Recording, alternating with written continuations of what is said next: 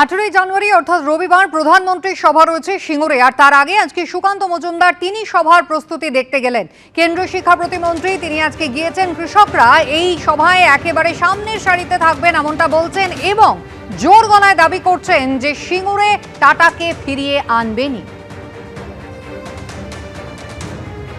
শিবাশিস মৌলিক আমাদের প্রতিনিধি সরাসরি রয়েছেন আমাদের সঙ্গে। শিবাশিস, কিছুদিন আগে আমরা দেখেছিলাম বিরোধী দলনেতা তিনি বলছেন প্রয়োজনে পায়ে ধরে টাটাদের ফিরিয়ে আনবো। আজকে একেবারে কেন্দ্রীয় শিক্ষা প্রতিমন্ত্রী বিজেপি সাংসদ তিনি দাবি করছেন ক্ষমতায় এলে তারা টাটাকে ফিরিয়ে আনবেনই। প্রস্তুতি কতটা প্রধানমন্ত্রী সভার? একদমই তাই সুবিধা। দেখো, এই মুহূর্তে আমি যেখানে দাঁড়িয়ে রয়েছি প্রধানমন্ত্রীর মঞ্চ যেখানে তৈরি হবে সিঙ্গুরের সেই প্রস্তাবিত কারখানার জমিতে আমি দাঁড়িয়ে রয়েছি, যেখানে প্রধানমন্ত্রীর মঞ্চ হবে। প্রবীর সামন্ত পুরো প্রস্তুতির ছবিটা তোমায় দেখাচ্ছেন। সুকান্ত মজুমদার কেন্দ্রীয় শিক্ষা প্রতিমন্ত্রী তিনি আজকে এসেছেন এবং তিনি এসে প্রধানমন্ত্রীর সভার প্রস্তুতি খতিয়ে দেখছেন।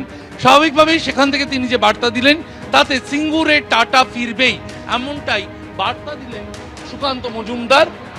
এবং সেখানে তার বার্তা যে সিঙ্গুরে শিল্প ফিরবে এবং তারা চান যে টাটাই এখানে ফিরুক এবং বিজেপির যে বিশ্বাসযোগ্যতা রয়েছে বলে দাবি করছেন তিনি, তার বক্তব্য অনুযায়ী বিজেপির বিশ্বাসযোগ্যতায় টাটাকে তারা বিশ্বাস ফেরাবেন, আশ্বাস দেবেন পশ্চিমবঙ্গে আসতে।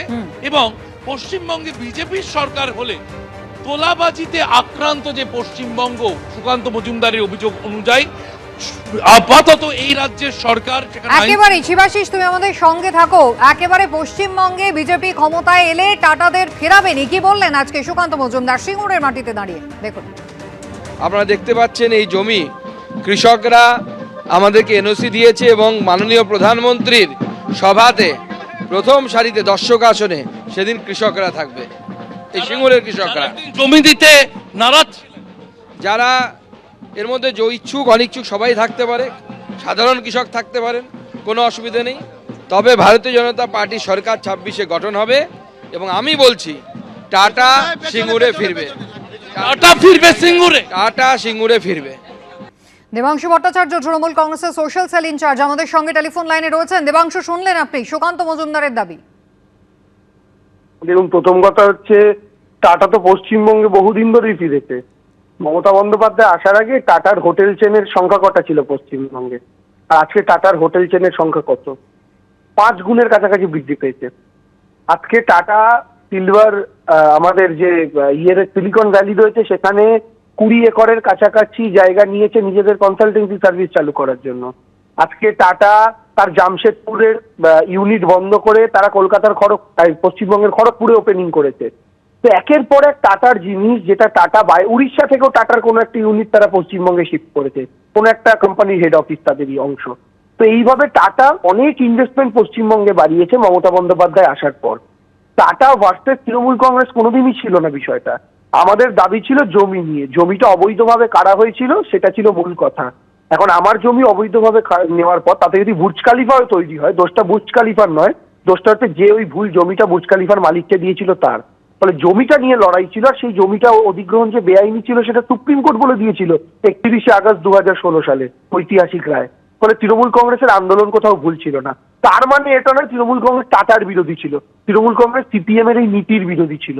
It has nothing to do with tata. টাটার সাথে কোনো সম্পর্ক ছিল না। বরং পরবর্তীকালে আমাদের এই জায়গাটা বুঝতে পেরেই তৃণমূল কংগ্রেসের শিল্প বান্ধব নীতি দেখে বাংলায় বন্ধ, হরতাল, চাক্কা জ্যামের রাজনীতি বন্ধ হওয়ার পর এই টাটারই প্রচুর সেক্টর পশ্চিমবঙ্গে বিনিয়োগ 8 থেকে 10 গুণের ওপর বানিয়েছে। এমনকি লাস্ট বিজনেস সামিটেও তার আগেও টাটা প্রচুর ইনভেস্টমেন্ট প্রপোজালও দিয়েছে। ফলে সুকান্ত বাবুরা অর্ধ জ্ঞান নিয়ে কথা বলেন, অর্ধেক জানেন অর্ধেক জানেন না। তাকে অনুরোধ করব, তিনি কেন্দ্রের মন্ত্রী, তার দল কেন্দ্রীয় সরকার চালাচ্ছে, দয়া করে কেন্দ্রীয় সরকারের শ্রম মন্ত্রকের থেকেই রিপোর্ট নিয়ে নিন 2011-এর আগে টাটার গোষ্ঠীর ইনভেস্টমেন্ট পশ্চিমবঙ্গে কত ছিল আর 2025-26-এ দাঁড়িয়ে আজকে কতটা। দেবাংশু, ধন্যবাদ। ছিল না ফিটনেস সার্টিফিকেট, 1.5 বছর আগে শেষ হয়েছে পলিউশন সার্টিফিকেটের মেয়াদও। সেই অবস্থাতেই কলকাতার তপসিয়া মোড়ে সরকারি বাস উল্টে ভয়ঙ্কর দুর্ঘটনা ঘটে গেল, যার জেরে বরাত জোরে প্রাণে বাঁচলেন যাত্রীরা।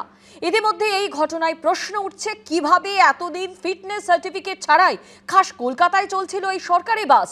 গোটা ঘটনা ইতিমধ্যেই রাজনৈতিক তরজাও শুরু হয়েছে পুরোদস্তুর। সাত সকালে খাস কলকাতার রাস্তায় উল্টে গেল সরকারি বাস। বরাত জোরে যাত্রীরা প্রাণে রক্ষা পেলেও বেশ কয়েকজন মারাত্মক জখম হলেন।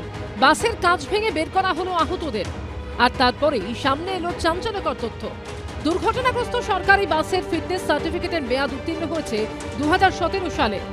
প্রায় 1.5 বছর আগে শেষ হয়েছে পলিউশন সার্টিফিকেটের মেয়াদও। অর্থাৎ ফিটনেস বা পলিউশন সার্টিফিকেট ছাড়াই চলছিল হাওড়া বারুইপুরগামী রুটের এই সরকারি বাসটি। গাড়ির টায়ার তখন ফেটে গেছিল, পেছন চাকা লক হয়ে গেছে, তখন বাচ্চাদের মানে মাথা ফাতা ফেটে গেছে, যারা ছিল তাদের হাতে ফাতে চোট লেগেছে। মঙ্গলবার সকাল প্রায় 8টা পার্ক সার্কাস থেকে সায়েন্স সিটির দিকে যাচ্ছিল হাওড়া বারুইপুরগামী এই সরকারি বাসটি। প্রত্যক্ষদর্শীদের দাবি, তপসিয়া মোড়ের কাছে চলন্ত বাসের সামনে আচমকা একটি মোটর বাইক চলে আসে। সেই সময় নিয়ন্ত্রণ হারিয়ে রাস্তার রেলিংয়ে ধাক্কা মেরে উল্টে যায় সরকারি বাসটি। আমি গাড়ি চালিয়ে আসছিলাম তপসিয়ার দিকে, তখন একটা গাদাম করে আওয়াজ হয়। আওয়াজ হতে দেখি বাসটা ওইখানে ছিল, বাঁদিকে ছিল। বাঁদিকে থাকতে দেখি গাড়িটা উল্টো দিনে ডান দিকের লেনে ঘুরে যায়। ঘুরে যেতে রেলিংয়ে মারার পর গাড়িটা পাল্টি খায়। উল্টে যাওয়া সরকারি বাসের মধ্যে আটকে পড়েন যাত্রীরা। পরে কাঁচ ভেঙে আহত যাত্রীদের উদ্ধার করা হয়। তাদের মধ্যে রয়েছেন একজন ক্যান্সার আক্রান্ত রোগীও। कोई एक्शन नहीं लिया जा रहा, वैसे चला दिया जा रहा। किसी का भी घर का तो मरा होगा आदमी, खाली मेरा पेशेंट इंजर्ड नहीं हुआ है, यहाँ पे सभी का हुआ। बहुत ऊपर पूरा भीड़ हो रहा है। मेरा पेशेंट तो उल्टी हो रहा है, उनका कैंसर हुआ है, कैंसर ऑपरेशन हुआ है। দুর্ঘটনাগ্রস্ত সরকারি বাসের নম্বর WB11C7858। দেখা যাচ্ছে এই সরকারি বাসের রেজিস্ট্রেশন হয়েছে 2015 সালের 1 অক্টোবরে। সরকারি বাসটির ফিটনেস ছিল 2017 সালের 30 সেপ্টেম্বর পর্যন্ত। অর্থাৎ ফিটনেসের মেয়াদ শেষ হয়ে গেছে 9 বছর আগে। অন্যদিকে পলিউশনের মেয়াদ ছিল 2024 সালের 31 জুলাই পর্যন্ত। এই ধরনের পরিস্থিতি রাস্তায় যখন ঘটে তখন ব্রেকের মাধ্যমে গাড়ি আটকানোর বা যাতে দুর্ঘটনা এড়ানোর চেষ্টা চালক করেন, কিন্তু কেন সেগুলো কোনো না কোনোভাবে সেগুলো কাজ করে না। তার কারণেই দেখা যাচ্ছে যে এই চাকার অংশ সম্পূর্ণভাবে ভেঙে গিয়েছে, পুরনো চাকা, এবং চাকার অংশ সম্পূর্ণভাবে এখানে আটকে গিয়ে ভেঙে গিয়েছে। ব্রেক আদৌ সঠিকভাবে কাজ করেছিল কিনা তা নিয়ে একটা প্রশ্ন থাকছে। সরকারি বাস মানেই কম ভাড়ায় সময় গন্তব্যে পৌঁছানোর অন্যতম মাধ্যম। কলকাতায় প্রতিদিন সরকারি বাসে হাজার হাজার যাত্রী যাতায়াত করেন, আর সেখানেই কিনা এই ধরনের মৃত্যুফাঁদ। প্রশ্ন উঠছে, কিভাবে এত বছর ধরে ফিটনেস সার্টিফিকেট ছাড়াই খাস কলকাতায় এই বাস চলছিল? কেন 1.5 বছর আগে পলিউশন সার্টিফিকেটের মেয়াদ ফুরোনোর পরেও তা করানো হয়নি? কলকাতা জুড়ে আর কত এইভাবে নিয়ম বহির্ভূত সরকারি বাস চলছে? সরকার বা পরিবহন দফতরের নজরদারি কোথায়? থানার জিপগুলোকে ধরুন না, যারা আমাদের সামনে দিয়ে পাইলট হয়ে যায়, তার যে ধোঁয়া বেরোয়, ও তো ধোঁয়া যদি আপনার মুখে লাগে আপনাকে পশ্চিমবঙ্গের মানুষ মনে হবে না, আফ্রিকার মানুষ মনে হবে। এবং প্র্যাকটিক্যালি ওই গাড়িগুলোর যদি আপনার টেস্টিং করে, থানার গাড়ি যদি টেস্টিং করেন, 90% গাড়ির ফিটনেস পাবেন না আপনি। তো পশ্চিমবঙ্গের এটাই অবস্থা। আমরা ইতিমধ্যেই বলেছি র্যাশ ড্রাইভিং করা, অর্থাৎ বেপরোয়াভাবে চালালে এবার আমরা ড্রাইভারের বিরুদ্ধে অ্যাকশন নেব, ইনক্লুডিং মালিক অ্যাকশন নেব। তাহলে এখানে যেহেতু এটা পিপিপি মোডে চলে, যে ড্রাইভার র্যাশ ড্রাইভিং করেছে বা বেপরোয়া চালিয়ে এটা করেছে তার বিরুদ্ধে আইনত ব্যবস্থা হবে। দুর্ঘটনার সময় বাসের ব্রেক কি আদৌ সঠিকভাবে কাজ করেছিল? তদন্তে নেমে এখন সেটাই খতিয়ে দেখছে পুলিশ। দুর্ঘটনায় আহতদের এদিন ক্যালকাটা ন্যাশনাল মেডিকেল কলেজে ভর্তি করা হয়। হাসপাতাল সূত্রে খবর, জখম 4 জন যাত্রীর জরুরি ভিত্তিতে অস্ত্রোপচার করতে হয়েছে।